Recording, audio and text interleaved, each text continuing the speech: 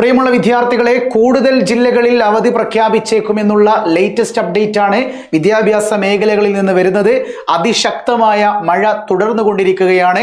കൃത്യമായി ശ്രദ്ധിച്ചാൽ സംസ്ഥാനത്ത് വിവിധ ജില്ലകളിൽ മഴ ശക്തമായി തുടരുകയാണ്. ഈ സാഹചര്യത്തിൽ കാലാവസ്ഥാ വകുപ്പ് മഴ മുന്നറിയിപ്പിൽ മാറ്റം വരുത്തിയിരിക്കുന്നു. നമ്മുടെ കണ്ണൂർ ജില്ലയും കോഴിക്കോട് ജില്ലകളിലും റെഡ് അലേർട്ടാണ് പ്രഖ്യാപിച്ചിരിക്കുന്നത്. ഈ കോഴിക്കോട് ജില്ലയിൽ ഓൾറെഡി വിദ്യാഭ്യാസ സ്ഥാപനങ്ങൾക്ക് അവധി പ്രഖ്യാപിച്ചതാണ്. എന്നാൽ ഇതുവരെ ഞാൻ ഈ വീഡിയോ എടുക്കുന്ന സമയം വരെ 8:30 വരെ നമ്മുടെ കണ്ണൂർ ജില്ലയിൽ വിദ്യാഭ്യാസ സ്ഥാപനങ്ങൾക്ക് അവധി ലഭിച്ചിട്ടില്ല.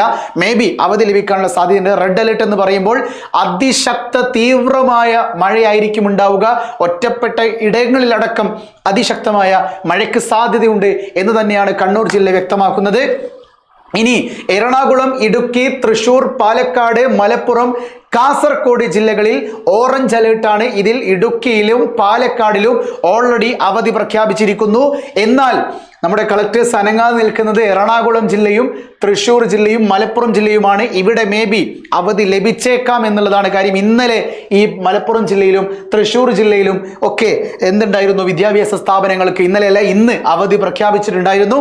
നമുക്ക് കാത്തിരിക്കാം, മേ ബി ഇവിടങ്ങളിലും അവധി ലഭിച്ചേക്കാം. ഇനി പത്തനംതിട്ട, ആലപ്പുഴ എന്നിവിടങ്ങളിൽ ഓറഞ്ച് അലേർട്ടാണ് പ്രഖ്യാപിച്ചിരിക്കുന്നത്. പ്രിയപ്പെട്ട കുട്ടികൾ മനസ്സിലാക്കുക കേട്ടോ. ഓക്കെ, എല്ലാ ജില്ലകളും ഉണ്ട്. ഓറഞ്ച് അലേർട്ടാണ് പ്രഖ്യാപിച്ചിരിക്കുന്നത്. ഇനി ഏറ്റവും വ്യക്തമായിട്ട് പറയുന്ന മറ്റൊരു കാര്യം എന്ന് പറയുന്നത്, നമ്മുടെ മഴക്കെടുതിയിൽ സംസ്ഥാനത്ത് വ്യാപക നാശമാണ് റിപ്പോർട്ട് ചെയ്യുന്നത്. മഴക്കെടുതിയിൽ സംസ്ഥാനത്ത് ഇതുവരെ 4 പേർ മരിച്ചിരിക്കുകയാണ്. കണ്ണൂർ ചൊക്ലി ഒളവിലം വെള്ളക്കെട്ടിൽ വീണ് ഒരാൾ മരിച്ചു. മേക്കര വീട്ടിൽ താഴെ കുനിയിൽ കെ ചന്ദ്രശേഖരൻ 63 വയസ്സാണ് മരിച്ചത്.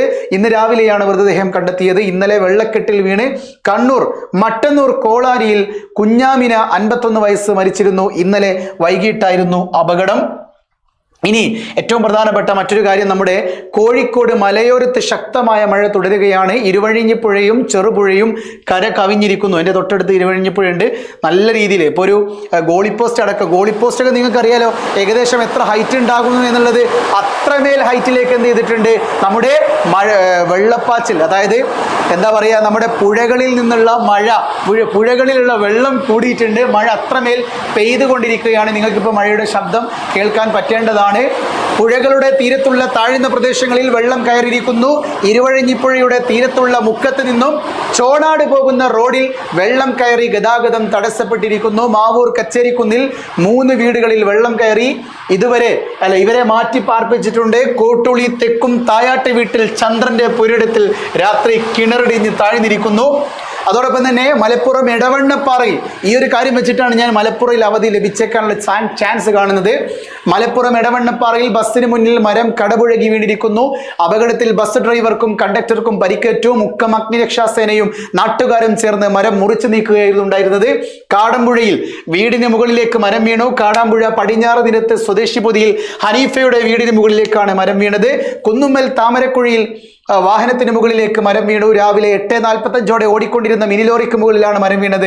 വാഹനത്തിൽ കുടുങ്ങിയ 2 പേരെയും അരമണിക്കൂറിലധികം സമയമെടുത്താണ് അഗ്നിരക്ഷാസേനയും നാട്ടുകാരും ചേർന്ന് രക്ഷപ്പെടുത്തിയത്. അപകടത്തിൽ പരിക്കേറ്റ ഡ്രൈവറെ മഞ്ചേരി മെഡിക്കൽ കോളേജ് ആശുപത്രിയിൽ പ്രവേശിപ്പിച്ചു. കൂടെ ഉണ്ടായിരുന്നയാളെ മലപ്പുറത്തെ സ്വകാര്യ ആശുപത്രിയിലും പ്രവേശിപ്പിച്ചിരിക്കുന്നു. ഇങ്ങനെ നോക്കുന്ന സമയത്ത് നമ്മുടെ കണ്ണൂർ ജില്ലയിലും മലപ്പുറം ജില്ലയിലും അതിശക്തമായ മഴ തുടർന്നുകൊണ്ടിരിക്കുകയാണ്.